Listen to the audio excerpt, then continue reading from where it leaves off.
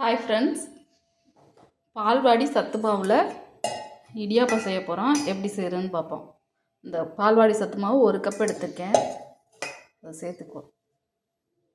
கிண்ணத்தில் சேர்த்துக்கிட்டேன். இப்போ தண்ணி சுட வச்சுக்குவோம். தண்ணியை நல்லா கொதிக்க வச்சுக்குவோம். தண்ணி கொதிக்கட்டும். தண்ணியை நல்லா கொதிச்சிட்டு இப்போ எடுத்து கலந்துக்குவோம். தண்ணியை கொஞ்சம் கொஞ்சமாக சேர்த்துக்கணும்.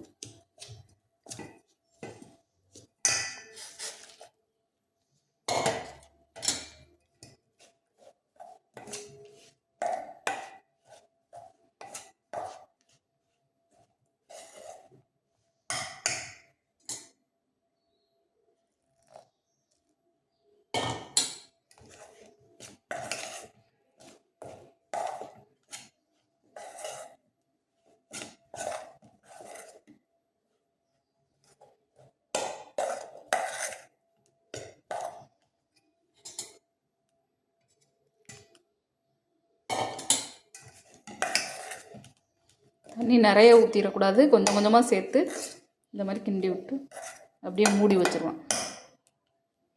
ஒரு 2 நிமிஷம் மூடட்டும். அப்படியே மூடி வச்சுருவான், ஆறட்டும். 2 நிமிஷம் ஆயிடுச்சு. கொஞ்சம் ஆறிடுச்சு. எடுத்துக்கோங்க.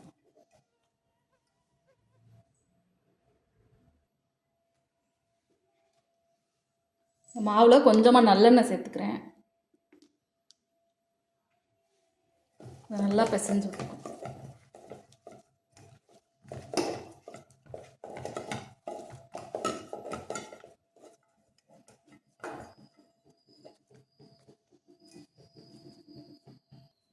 நல்லா இந்த மாதிரி பிசைஞ்சு எடுத்துக்கிட்டேன். உரலில் எடுத்து வச்சுக்குவோம். நல்லெண்ணெய் சேர்க்கும்போது இடியாப்பம் சாஃப்டாகவும் இருக்கும், சீக்கிரம் காஞ்சும் போகாது. உரலில் எடுத்து வச்சுக்குவோம்.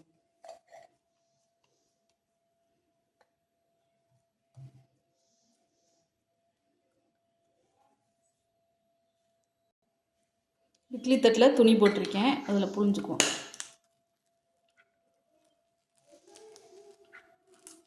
புளியவே ஈஸியாக வரும். நல்லா பார்க்கும்போதே சாஃப்டாக இருக்குது.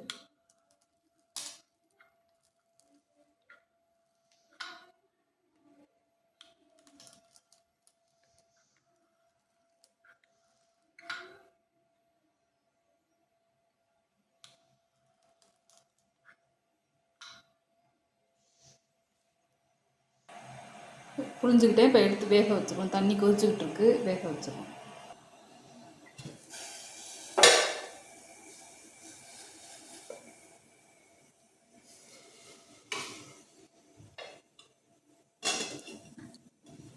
வேகட்டும்.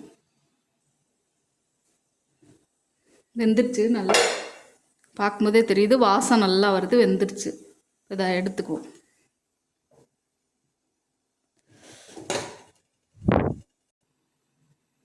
சத்துமா இடியாப்பம் ரெடி ஆயிடுச்சு. சூப்பராக சாஃப்டாக இருக்குது. பாருங்கள், பார்க்கும்போதே தெரியும் சாஃப்ட்டு. இதுலேயே சர்க்கரை இருக்குது. பத்தலைன்னா நம்ம அதோட சேர்த்துக்கிட்டு நாட்டு சர்க்கரை கொஞ்சம் சேர்த்துக்கலாம்.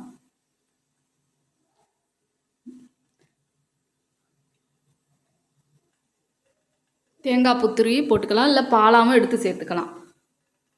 சூப்பர் டேஸ்ட்டாக இருக்குது. இதே மாதிரி நீங்களும் செஞ்சு பாருங்கள். குழந்தைங்கள்லாம் இந்த மாதிரி செஞ்சு கொடுத்தீங்கன்னா சாப்பிட்ருவாங்க. சொன்னாலே தெரியாது, சொன்னால் தான் தெரியும். இடியாப்பம்னு சொல்லி சத்து மாவில் செஞ்சதுன்னே தெரியாது. அவ்வளோ சாஃப்டாக இருக்குது. நல்லா சத்து, நிறைய சத்து இருக்குது இதில். வேஸ்ட் பண்ணாமல் இதே மாதிரி நீங்களும் செஞ்சு கொடுங்க. பெரியவங்க, குழந்தைங்க யார் வேணாலும் சாப்பிட்லாம். இந்த வீடியோ பிடிச்சா லைக் பண்ணுங்கள், ஷேர் பண்ணுங்கள், சப்ஸ்கிரைப் பண்ணுங்கள். டக்குன்னு செஞ்சிடலாம். 10 நிமிஷமே போதும். இதுக்கு டக்குன்னு செஞ்சிடலாம்.